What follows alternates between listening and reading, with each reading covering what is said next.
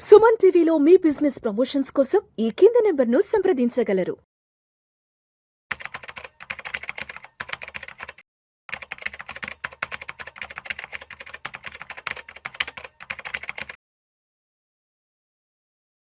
నమస్తే, welcome to Suman TV. నేను విష్ణు.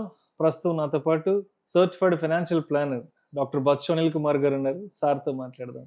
అనిల్ గారు నమస్తే సార్. నమస్తే విష్ణు గారు. Welcome to Suman TV and welcome to Vishnu talks. Thank you అండి. Thank you so much for being with Vishnu talks.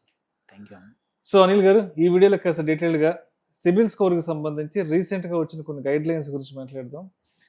రీసెంట్గా Reserve Bank of India CIBIL స్కోర్కి సంబంధించి కొన్ని లేటెస్ట్ గైడ్ లైన్స్ని ఆన్ బోర్డ్ చేయబోతున్నాం అంటూ కూడా అనౌన్స్ చేశారు. సో ఎటువంటి కొత్త గైడ్ లైన్స్ని తీసుకురాబోతున్నారు? ప్రతి ఒక్కరూ తప్పనిసరిగా తెలుసుకోవాల్సిన విషయాలు ఏమున్నాయి దీంట్లో? సో ఫస్ట్ థింగ్, ఈ సిబిల్ అనేది ఇప్పుడు అందరికీ ఒక ఇంపార్టెంట్, మార్క్స్ ఎంత ఇంపార్టెంటో సిబిల్ కూడా అంత ఇంపార్టెంట్ అయిపోయింది. మన స్కోర్ 750 కైనా పైన లేకపోతే లోన్స్ రావట్లేదు. సో మీకు 900 మ్యాక్సిమం, 750 నుంచి 900 మధ్యలో ఉంటే లోన్స్ ఈజీగా వస్తాయి. దానికన్నా తక్కువ ఉంటే కష్టం. ఆరు వచ్చినా ఎక్కువ ఇంట్రెస్ట్తో కట్టాలి, ఎక్కువ డాక్యుమెంటేషన్ అవన్నీ చేయాలి.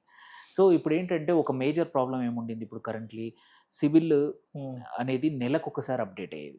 ఆ నెలకు కూడా అంత స్ట్రిక్ట్గా ఒక్కోసారి డీలే చేసినా అయిపోయేది అనమాట. అంటే మీరు ఎప్పుడు సపోజ్ ఒక మిస్డ్ పేమెంటే అనుకోండి, క్రెడిట్ కార్డ్ పేమెంటే అనుకోండి, ఆర్ ఎటువంటిదైనా సరే మిగిలిన మినిమం ఒక 30 to 45 days పట్టేది స్కోర్ అప్డేట్ అవ్వడానికి. మీకు ఏదైనా లోన్ అర్జెంట్, సపోజ్ మీరు ఒక కార్ లోన్ తీసుకున్నారు, కార్ లోన్ ఉంది ఆల్రెడీ మీకు, ఇప్పుడు హోమ్ లోన్కి వెళ్ళారు, కార్ లోన్ కట్టేశారు, కట్టినా అప్డేట్ అవ్వడానికి 45 days పట్టేది మినిమం. సో ఇప్పుడు అలాంటిది కాకుండా ఫస్ట్ థింగ్ ఏం చెప్పిందంటే సిబిల్, మన ఆర్బీఐ కొత్తగా ఏం చెప్పిందంటే ఈ సిబిల్ ఒకటే కాదు, మిగిలిన అన్ని క్రెడిట్ రీసెర్చ్ ఏజెన్సీలు అన్నిటికి కూడా ఏంటంటే క్రెడిట్స్ వాటికి 15 రోజులకు ఒకసారి, అంటే ఎవ్రీ మంత్ 15th ఫస్ట్కి కంపల్సరీ అప్డేట్ చేయాలి.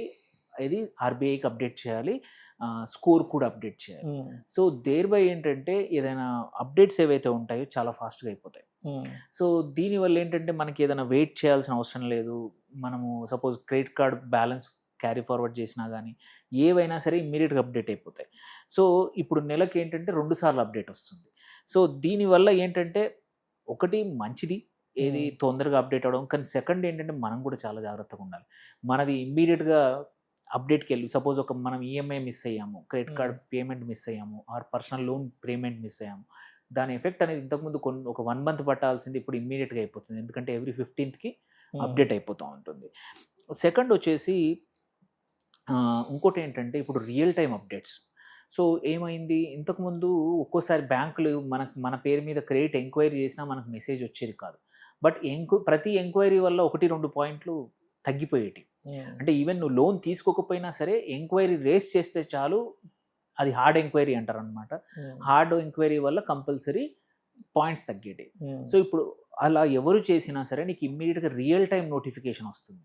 ఇంతకుముందు కొన్నిసార్లు వచ్చేది, కొన్నిసార్లు రాకపోయేది, బట్ ఇప్పుడు కంపల్సరీ చేసిందా ఆర్బీఐ. దానివల్ల ఏంటంటే అన్ని ఏజెన్సీలు ఏవైతే ఉన్నాయో, ఇటు సిబిల్ కానీ, ట్రాన్స్ యూనియన్ కానీ, ఎవరైనా సరే నువ్వు ఏదైనా బ్యాంక్ కానీ, ఏదైనా ఎన్బిఎఫ్సి కానీ నీ పేరు మీద, నీ ప్యాన్ మీద ఎవరైనా లోన్ కోసం అప్లై చేశారంటే ఇమ్మీడియట్గా రియల్ టైం నోటిఫికేషన్, దట్టు ఏ బ్యాంకు ఏ ఇన్స్టిట్యూషన్ చేసిందనేది కూడా కంపల్సరీ చేసిందనమాట.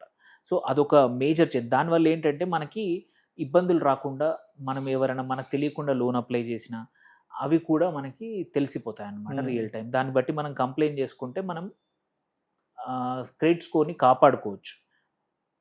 సో ఇంకొకటి తర్వాత కూడా ఏంటంటే ఇంకొకటి స్టాండర్డైజ్ రిపోర్టింగ్ చేసింది. సో స్టాండర్డైజ్ ఏంటంటే మీరు ఇప్పుడు చూసుకుంటే మార్కెట్లో 3-4 క్రెడిట్ బ్యూరోలు వచ్చాయి. ఇంతకుముందు ఒక సిబిల్ ఒకటే ఉండింది. సో ఎక్కడ చూసుకున్నా మీ స్కోర్ సేమే ఉంటుంది. ఇంతకుముందు అవకాశం కాకపోయేది, ఒక్కొక్క దగ్గర ఒక్కొక్క చోట ఇంకో రకంగా ఉండేది. సో ఇప్పుడు అది కూడా ఒకటి మారింది. సో అటు మంత్లీ 2 సార్లే కాకుండా real time notification plus standardize reporting. And ఇంకోటి ఏంటంటే కంపల్సరీ సంవత్సరానికి ఒకసారి ఫ్రీగా క్రెడిట్ రిపోర్ట్ నువ్వు మనకి ఇవ్వాలి, మనం అడిగితే. దే కెనాట్ స్టాప్ ఇట్ అనమాట. అంటే దానికి పేమెంట్ చేయండి అని చెప్పడానికి లేదు, కంపల్సరీ. ఇంతకుముందు ఆప్షనల్గా వాళ్ళ బిజినెస్ పెంచుకోవడానికి వాళ్ళు ఒక ఫ్రీగా ఇచ్చేవాళ్ళు, కానీ ఇప్పుడు కంపల్సరీ చేశారు. సో దాంతోపాటు ఇంకొకటి ఏం జరిగిందంటే ఇప్పుడు స్టాండర్డైజ్డ్ మీరు ఏమన్నా డిస్టర్బెన్స్ ఉంది, డిస్క్రిపెన్సీ ఉంది. మనం లోన్ కట్టాము బట్ కట్టలేదు అంటున్నారు, ఆర్ మనం ఒక ఈఎంఐ కట్టాము ఏదైనా ఏదైనా సరే డిస్ప్యూట్స్ ఉన్నప్పుడు ఇప్పుడు ఆ డిస్ప్యూట్స్ రెజల్యూషన్ చేయడానికి 3 నుంచి 6 నెలలు కూడా పడతా ఉన్నాయి.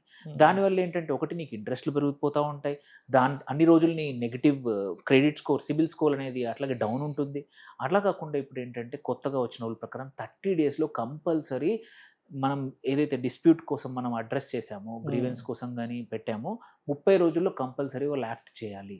ఏది క్రెడిట్ బ్యూరో చేయలేదనుకోండి, సిబిల్ కానీ వీళ్ళు చేయకపోతే కంపల్సరీ ప్రతిరోజు 100 రూపాయలు అడిషనల్గా వాళ్ళకి ఫైన్ పడుతుంది, మనకు కాదు. సో దేర్బై ఏంటంటే క్లయింట్స్కి, కస్టమర్స్కి ఎవరైతే మనకి ఎప్పుడైనా తెలియకుండా మిస్చార్జ్ అయినా కానీ ఏమైనా జరిగినా కానీ మనం కంప్లైంట్ చేసినా కానీ వాళ్ళు కంపల్సరీ ఫాస్టర్ రికవరీ అవుతుంది, ఫాస్టర్ యాక్షన్ తీసుకుంటాము. దానివల్ల ఏమవుతుందంటే ఈజీ అవుతుంది. కొంచెం ఈ ఇబ్బందులు నెలల తరబడి, కొద్దిమంది నెలల తరబడి చూస్తూ ఉంటాం, సిబిల్ వెనకాల తిరుగుతూ ఉంటారు, మెయిల్స్ రాస్తూ ఉంటారు. సో అలాంటిది లేకుండా ఈజీగా అయిపోతుంది అన్నమాట. సో ఇదంతా మంచిదేనా అంటే లేదు, మంచి దాంతో పాటు దీనివల్ల ఇబ్బందులు కూడా ఉంటాయి. ఇంతకుముందు టైం పట్టేది, మన ఏదైనా పేమెంట్ మిస్ అయినా ఏదైనా జరిగినా కానీ. ఇప్పుడు అలా కాదు, నువ్వు ఎటువంటి వేవ్ చేసినా సరే ఫాస్ట్గా అప్డేట్ అవుతాయి, ఫాస్ట్గా. ఎందుకంటే ఎవ్రీ 15 డేస్ కోసం వెళ్ళిపోతుంది. నువ్వు 14th నాడు మిస్ చేసావంటే 15th రోజు నెక్స్ట్ డే నీ సిబిల్ స్కోర్ అప్డేట్ అయిపోతూ ఉంటుంది. సో కొన్నిసార్లు ఇబ్బందులు కూడా ఉన్నాయి. సో మనం చేయాల్సింది ఏంటంటే ఇప్పుడు మాత్రం ఎస్పెషల్లీ కన్సిడరింగ్ ఈ కొత్త రూల్స్ తర్వాత కూడా చూసుకోవాల్సిందంటే ఫస్ట్ కూడా నెలకు 1-2 నెలలకు ఒకసారి మన సిబిల్ స్కోరు చెక్ చేసుకోవాలి. దానివల్ల ఏంటంటే మనకు తెలియకుండా ఏమైనా ఇట్లాగే లోన్ ఎంక్వైరీలు వచ్చాయా, ఏమైనా జరిగాయా, మిస్ప్లేస్ అయ్యాయా, మనం కడుతున్నామా, కరెక్ట్ కడుతున్నా కానీ వాడు అప్డేట్ చేస్తున్నాడా లేదా అనేది తెలుస్తుంది. ఒక్కోసారి మనం కార్డ్స్ క్లోజ్ చేస్తూ ఉంటాం, అకౌంట్స్ క్లోజ్ చేసినా చిన్న 10 పైసలు 20 పైసలు వదిలేసినా కానీ దానివల్ల పెద్దగా నెగిటివ్గా వెళ్తూ ఉంది. అవి కూడా ఉన్నాయా లేదా చెక్ చేసుకోవడం. దాంతోపాటు మనం ఈఎంఐలు ఎలాగో టైమ్లీ కట్టుకోవాలి, ఇప్పుడు ఇంకా ఎసెన్షియల్ ఇప్పుడు దాని తర్వాత. అట్లాగే ఫోన్లో కానీ బ్యాంక్లో కానీ నోటిఫికేషన్స్ చూస్తూ ఉండాలి, ఎవరన్నా ఎంక్వైరీ మన మీద పెట్టారా లేదా అనేది మనది కూడా అదొకటి. అట్లాగే పాత లోన్ క్లోజ్ చేశారా లేదా అని 15 డేస్లో చెక్ చేసుకోవచ్చు, అది కూడా చేసుకోవాలి. ఇప్పుడు మనం ఒక క్రెడిట్ కార్డ్ మీద ఒక ఈఎంఐ తీసుకున్నాము, ఆర్ పర్సనల్ లోన్ తీసుకున్నాము, టయానికి వాడు అకౌంట్ క్లోజ్ చేశాడా లేదా అనేది కూడా మనకి తెలియాలి అక్కడ. సో అది కూడా లాగిన్ చేస్తే తెలుస్తుంది. సో ఇవన్నీ చేసుకోవడం, ఈ సిబిల్ ఏవైతే కొత్త రూల్స్ వల్ల ఒకటి మన కస్టమర్స్ ఎవరైతే ఎండ్ యూజర్స్ ఎవరైతే ఉన్నారో, లోన్ తీసుకుంటున్నారో ఎవరైతే వీళ్ళకు ఇబ్బందులు లేకుండా ఫాస్టర్గా ప్రాసెస్ అవ్వడానికి ఆర్బీఐ రూల్స్ తీసుకొచ్చింది. అండ్ క్రెడిట్ బ్యూరోలు కూడా ఇప్పుడు కొంచెం అకౌంటబిలిటీ పెరిగింది, ఎందుకంటే 30 రోజుల్లో చేయాలంటే మనకి ఫాస్ట్ అవుతుంది. సో ఇవి కొత్త రూల్స్. దీన్ని బట్టి మనం కూడా ధైర్యంగా, అంటే ఈ రూల్స్ తెలుసుకుంటే ఏంటంటే సిబిల్ కానీ, ట్రాన్స్యూనియన్ కానీ, ఇంకా వేరే క్రెడిట్ బ్యూరోలు ఎవరు డిలే చేసినా నువ్వు వాళ్ళని అకౌంటబుల్ చేయొచ్చు. ఏమైనా ఇబ్బంది ఉంటే ఆర్బీఐకి కూడా కంప్లైంట్ చేయొచ్చు. Thank you so much Anil గారు. రీసెంట్గా సిబిల్ స్కోర్కి సంబంధించి రిజర్వ్ బ్యాంక్ ఆఫ్ ఇండియా తీసుకొచ్చిన కొత్త డెవలప్మెంట్స్ గురించి చాలా చక్కగా తెలియజేశారు. థ్యాంక్ యూ సో మచ్ అండి. Thank you.